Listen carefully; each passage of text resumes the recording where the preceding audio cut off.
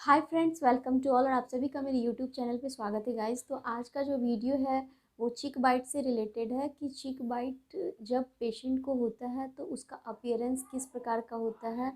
और इस पे मैंने एक ब्रीफ आज रिव्यू लाई हूँ मैं, और इस पे आज हम लोग बात करेंगे different types of cheek bytes, जिसमें कि कई बार एक थिक लाइन बन जाती है। और वो जो थिक लाइन होती है वो बहुत ही पेशेंट के लिए प्रॉब्लमेटिक होता है, क्योंकि कई बार उस थिक लाइन के अंदर भी जो है रैग्ड सरफेस होते हैं, जैसा कि आप फोटो में देख रहे हैं।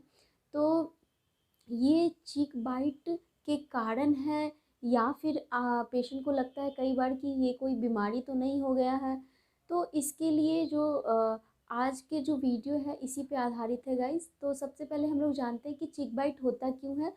तो चीक बाइट होने के मुख्यतः जो कारण होती है वो ट्रॉमेटिक बाइट होता है। और ये ट्रॉमेटिक बाइट जैसे कि आपकी जो चौवा है या फिर जो आपके मोलर्स हैं, वो मोलर्स अगर गाल की सतह के तरफ ज़्यादा अंदर से निकले हुए होते हैं, मीन्स जो अलाइनमेंट है हमारे दांतों का, उसके जो आर्च फॉर्म है, जो आर्च फॉर्म जो अपर आर्च फॉर्म यू शेप की होती है, और तो वो जो आर्च फॉर्म है अगर ज़्यादा ही वाइड होता है, मीन्स जो दांत है हमारे आर्च फॉर्म से बाहर की तरफ जब ज़्यादा होते हैं, बकली शिफ्टेड होते हैं, जैसा कि आप फोटो में देख रहे हैं। तो ये जो बकल शिफ्टिंग हुई है दांत की, जिसके कारण से क्या होता है कि जब भी आप खाना खाते हैं तो आपस में ये दांत दोनों बीच में आपके चिक म्यूकोसा को पकड़ लेते हैं।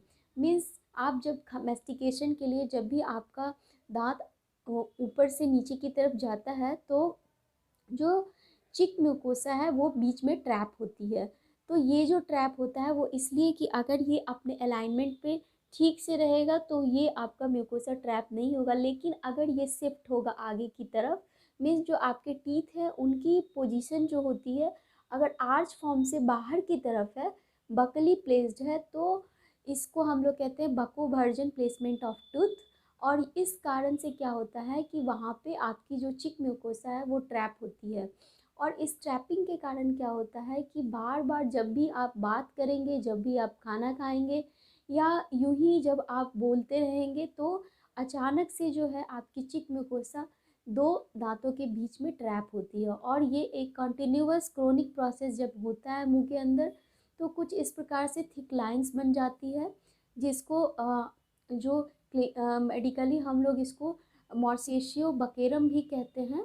तो ये जो लाइन है इसके कारण से क्या होता है कि इसके बीच में रैग्ड सरफेस भी बन जाता है, जिसके कारण यहाँ पे हीलिंग नहीं हो पाती है। और ये प्रॉब्लम क्रिएट करता है, जब भी आप खाते हैं तो भी यहाँ पेन होता है, या फिर बर्निंग भी हो सकता है, या फिर तीखा खाने पे जलन हो सकता है, क्योंकि ये सरफेस अनहील्ड हो जाता है।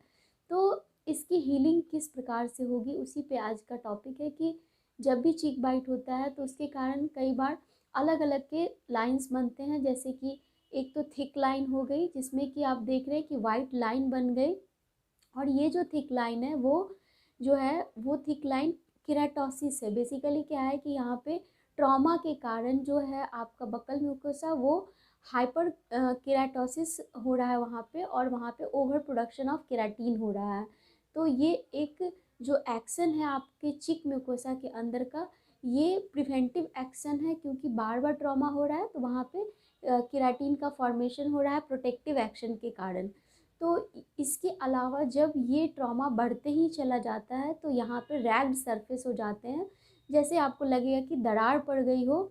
और ये जो दरार होती है इसमें काफ़ी लोगों को प्रॉब्लम का सामना करना पड़ सकता है, जैसे कि जलन हो गया, बर्निंग हो गया।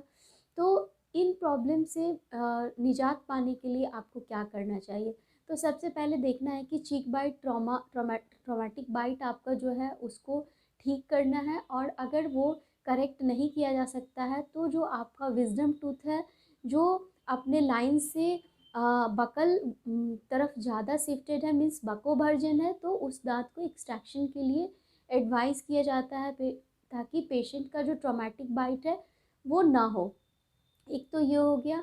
और कई बार जो सरफेस रैग्ड होते हैं, अनहील्ड होते हैं, तो पेशेंट को डर होता है कि कोई और बीमारी तो नहीं हो गई है, तो उसको कंफर्म करने के लिए बायोप्सी लिया जा सकता है, क्योंकि अगर लॉन्ग टर्म हिस्ट्री है कि 6 महीने से ये लाइन बना हुआ है और उसमें दरार है और वो हील नहीं हो रहा है, तो बायोप्सी करके इसे देखते हैं कि ये नॉर्मल है या ये चीक बाइट के कारण है या फिर किसी एबनॉर्मलिटी के कारण है। तो इस तरह से हम लोग उसको फाइंड आउट कर सकते हैं। और अगर आप ऊपर और नीचे के दांत जो विजडम है वो अगर निकलवा दिया तो भी ये प्रॉब्लम सॉर्ट आउट हो जाएगा। लेकिन लॉन्ग टर्म अगर हिस्ट्री है अनहील्ड वुंड का, तो कई बार डॉक्टर बिफोर एक्सट्रैक्शन जो है वो आपका बायोप्सी लेते हैं। तो इस तरह से अगर चीक बाइट है तो उसे इग्नोर नहीं करना चाहिए कि हाँ, चीक बाइट के कारण अगर लाइंस बन रही है तो ट्रॉमा जो पॉजिटिव फैक्टर है उसको ज़रूर आप एक बार डॉक्टर से चेकअप करा लें। उसके रिलीविंग के लिए आप कस्प की ग्राइंडिंग भी करवा सकते हैं। और कई बार कस्पल ग्राइंडिंग मीन्स दांतों को घिस देने से ही वो चिकने हो जाते हैं, और उसके चिकने होने के बाद जब आपकी चीक म्यूकोसा दो दांतों के बीच में आती है तो इस तरह से ट्रॉमा कॉज नहीं करती है, बट फिर भी वहाँ पे थिक लाइंस बन जाती है क्योंकि वो बार बार आपके दांतों के सतह के बीच में आ रही है। तो आप ग्राइंडिंग भी करवा सकते हैं, या फिर जो डिफेक्टिव जो अलाइनमेंट है टीथ का उसके माल अलाइनमेंट के कारण इसके लिए हमें एक्सट्रैक्शन के लिए भी जाना चाहिए विजडम टूथ का। तो इन कारणों से चीक बाइट होता है और आप चाहें तो इसे करेक्ट कर सकते हैं, बशर्ते कि आप इसे इग्नोर ना करें। बार बार अगर चीक बाइट हो रहा है तो आप डॉक्टर से ज़रूर मिलें और उचित सलाह लें और उसके अकॉर्डिंग काम करें। तो उम्मीद करती हूँ कि दिए गए जानकारी आपको आपके लिए लाभदायक होगी, और इस तरह की वीडियो को देखने के लिए मेरे चैनल को लाइक एंड सब्सक्राइब ज़रूर कर लें। Thank you.